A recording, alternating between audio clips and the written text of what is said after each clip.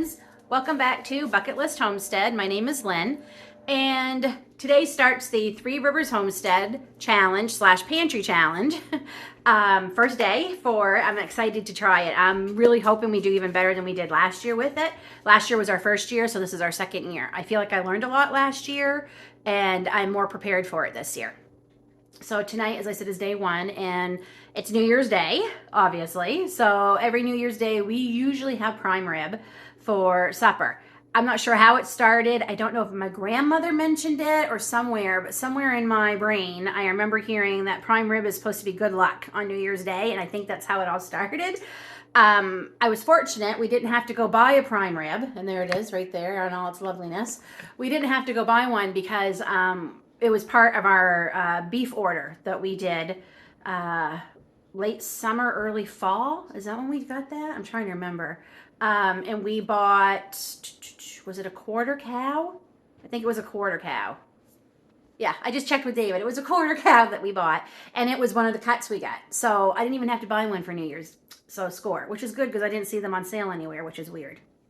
Okay, so it's very simple what I'm doing. It's about almost 2 o'clock here.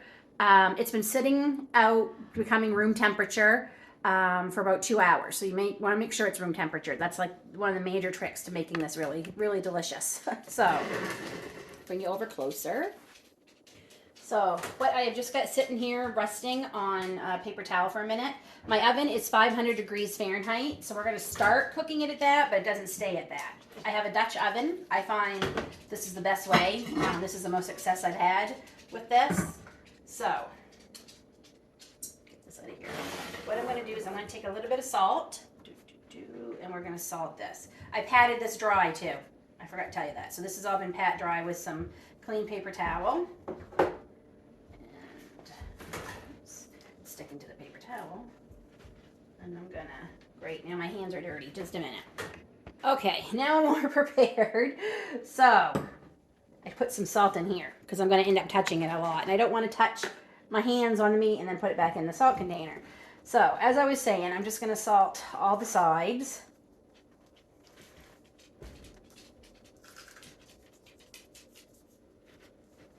And there. Now, I forgot to tell you, this is a little over 3 pound prime rib. And it's going to take anywhere from 2 to 3 hours-ish for the temperature we want. I know you're supposed to eat this fairly rare. We don't like it. We've tried. I cook it till about 140 internal temperature and then let it rest for a half hour. We don't mind a little bit of pink, but we can't stand like meat that's raw. I just can't. I wish I could, but I've come a long way because 10 years ago I couldn't even eat any meat with a little bit of pink in it. So, okay, so we're just gonna let that rest for a few minutes and we'll be right back. Okay, so we have the roast and the prime rib in the Dutch oven, and I've got some homemade beef broth here, and I'm just going to put a little bit. I just like to put a little bit in, one, because it adds more flavor, and it keeps it from getting scorched on the bottom, because man, cleaning this Dutch oven is not fun if you get burnt bottom, and it gives me a little bit of fluids, more or less, for gravy later, because I do like to put a little bit of gravy on ours. So I am going to cover it. That's kind of controversial too with prime rib, but I find if you don't cover it, it dries out. So, and the oven's already, and we're going to put this in here for 15 minutes at 500 degrees, and then after 15 minutes we will lower it to 375 and let it go until the internal temperature says about 140, which should be roughly an hour and a half or so. So we will see. And okay, as you can see, as you could see, I guess, it didn't fit. This oven is only a few months old. It's my, I would say my dream oven, my absolute dream oven would be a gas stove. But anyway, it's a double oven, which I love, but we still keep forgetting that different things don't fit in the different ovens. And my Dutch oven does not fit in the top oven. I have to put it in the bottom oven. So I'm heating up the bottom oven to 500 degrees because we switched it all around for Christmas and we had to switch it back. 500 degrees, 15 minutes, and then I'll lower it to 375. And then we'll just let it go. And I'm going to go have a cup of tea because obviously I need one. Okay, So after 15 minutes, I lowered it to 375, and it's been in there for a good hour. I got a little busy doing some other things, so it might be a little bit longer. But we're going to check the temperature of it and see how it's doing.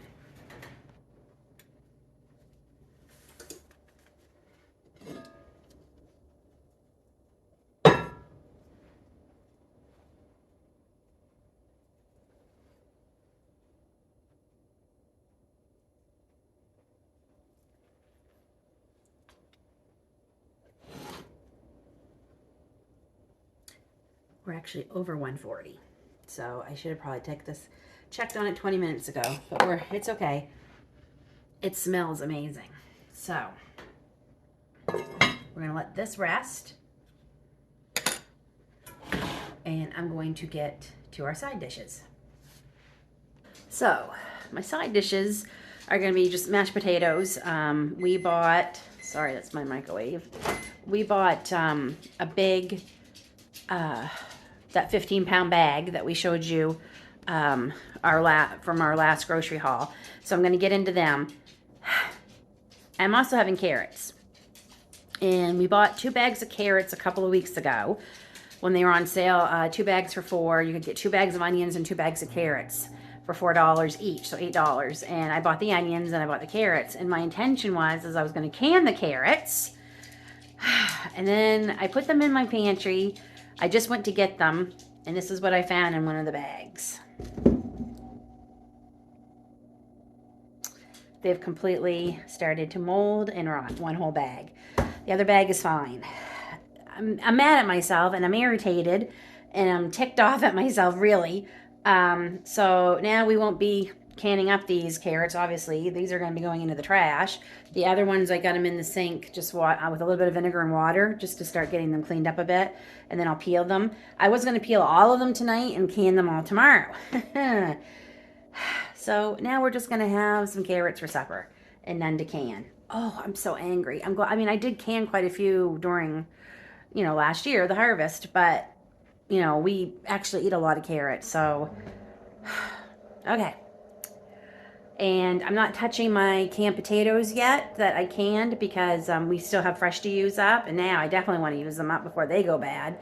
And I do hope to do some canning of some potatoes later this week so they don't go bad. So, all right, I'm going to get these washed, peeled, and the carrots are going to go into the steamer. The potatoes are going to go into, I think, the Instapot. I'm going to try doing some mashed potatoes in the Instapot tonight. Wish me luck.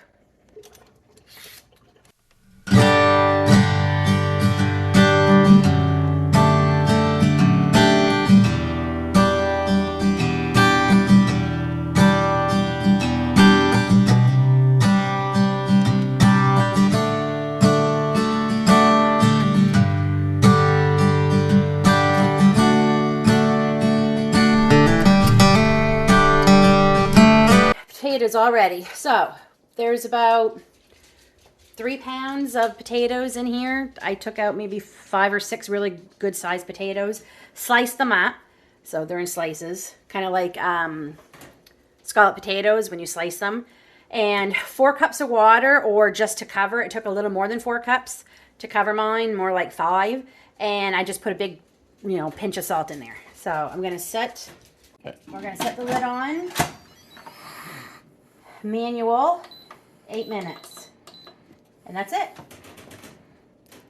Okay, so it is a lot of carrots and probably a lot of potatoes, but my meal plan for later in the week is to use these leftovers, so there we go. Okay, so I've got the roast out of the Dutch oven because I'm going to use that to make my gravy, so we're just going to set this over here for now. Okay, so I need 2 cups of liquid. I poured it right out of there, and we don't have quite 2, so I'm just going to use some more beef broth.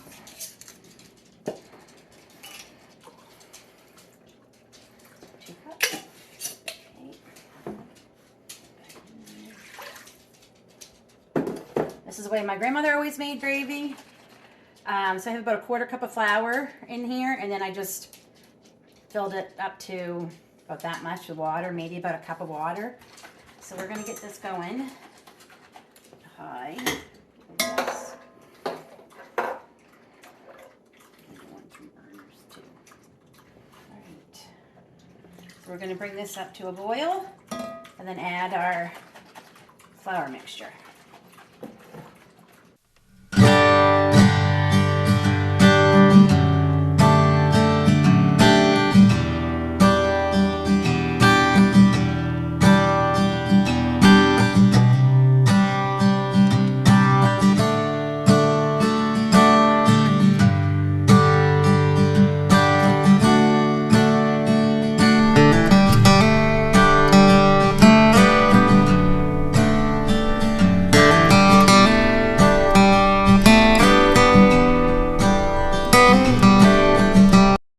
Timer went off. We're going to turn it off and we're going to manually let it steam.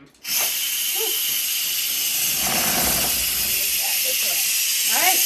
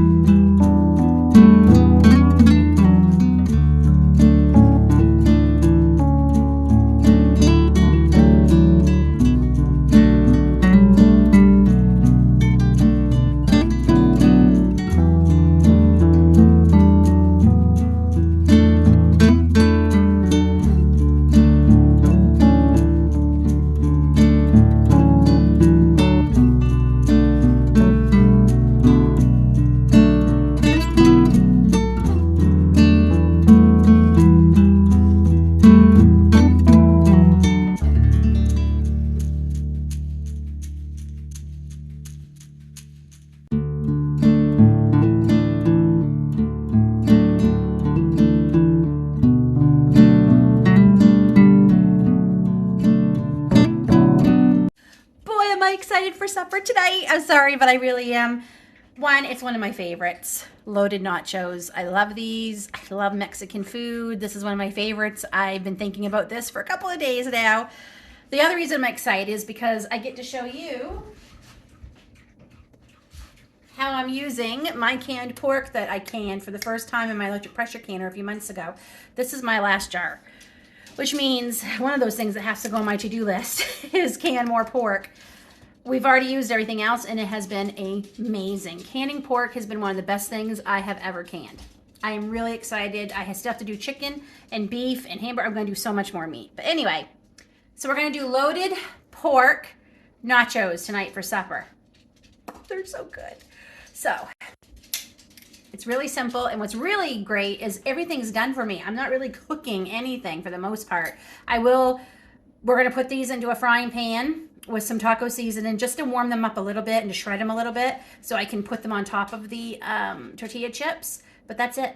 And then everything goes into the oven for a few minutes for the cheese and everything to melt and everybody to get happy.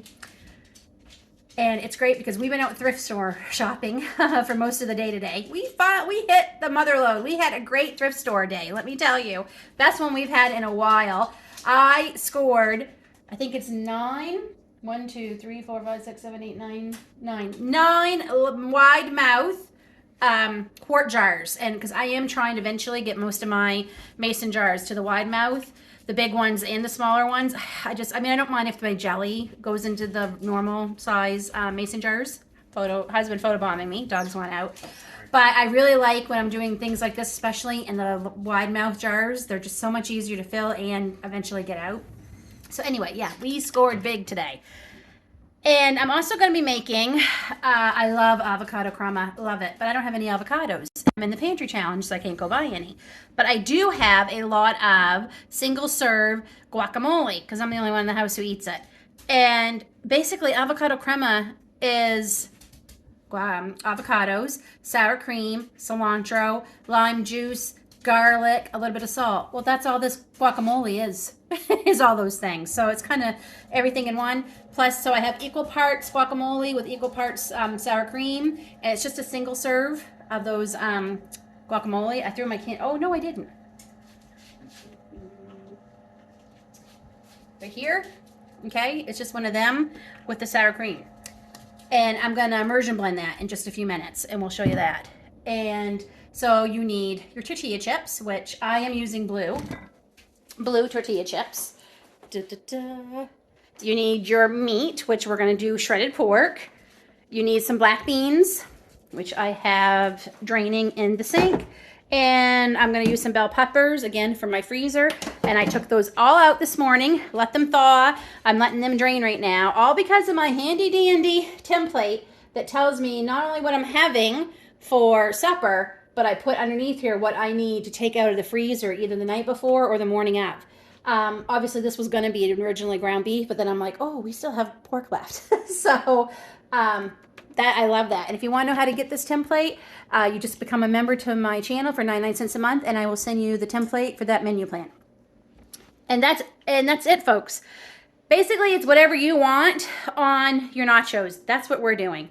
So we have the oven heating to 350. I'm going to step these aside. I'm going to get out the frying pan, and we're going to start heating up the pork.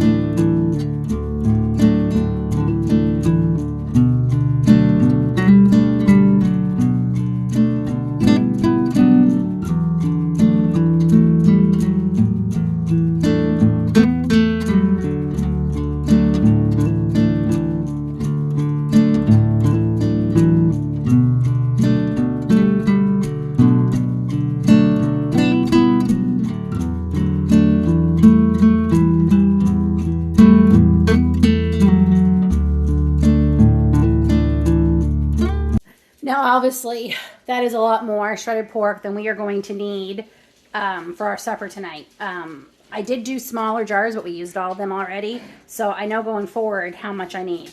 Though, quite frankly, I just freeze this other half. So I'll be using about half of it tonight, and then we'll put the other half in the freezer. Same as my black beans. It's cheaper to buy the bigger can, but we don't need a whole can sometimes for the recipe. I just freeze it. They freeze great. If you don't know, they freeze great. And yeah, so there's enough there for 2 more meals. 1 can do us 3 times, basically. So I'm just warming this up a little bit. I mean, it's going to get warmer in the oven, but I just wanted to like mix in the taco seasoning and everything. So that's pretty much heated up. We're going to get it on top of here and just keep piling our nachos.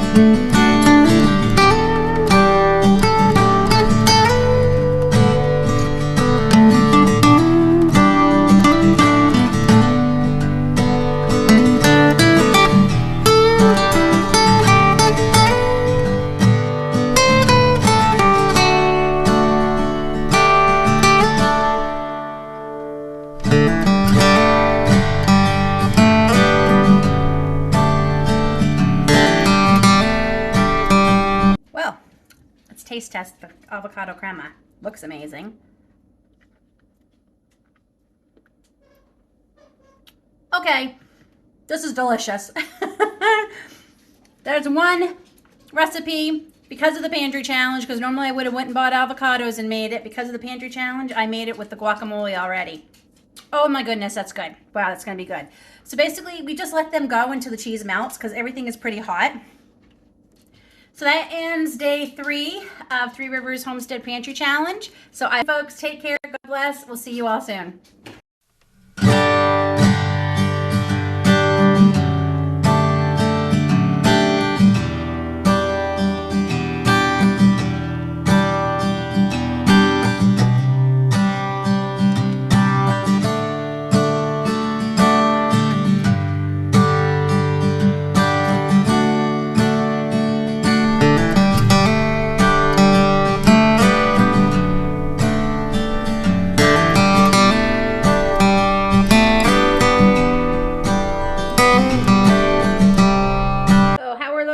Loaded pork nachos. Spectacular.